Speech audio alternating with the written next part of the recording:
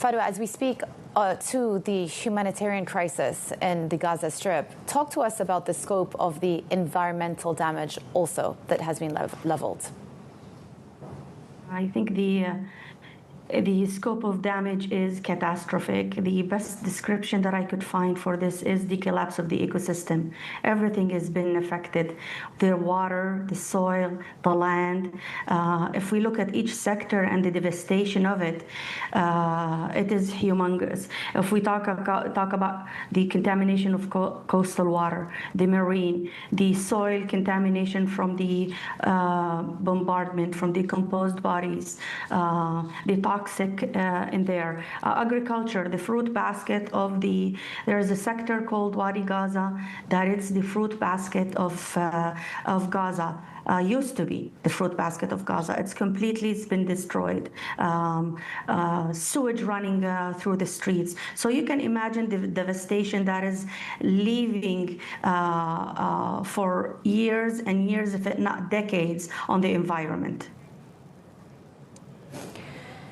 And we started this off talking about the growing humanitarian crisis with people literally dying of starvation. How does the environmental disaster compound this humanitarian crisis?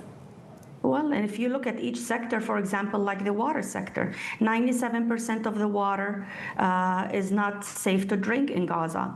Aquifers have been contaminated.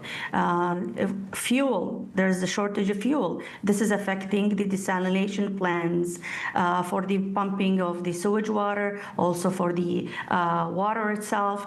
So imagine if you're not getting safe water for people to drink. The health sector, sewage is running through the streets, the tents where the displaced people are living. This is creating a disastrous situation, infectious disease,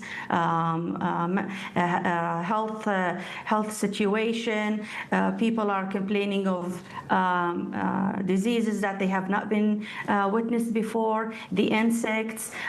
So you can imagine that sector in there by itself, how it's impacting the daily life of Palestinian agriculture, soil contaminated, the debris, the bombings, the decomposed bodies, everything is on the ground. You can't do anything. No trees for people to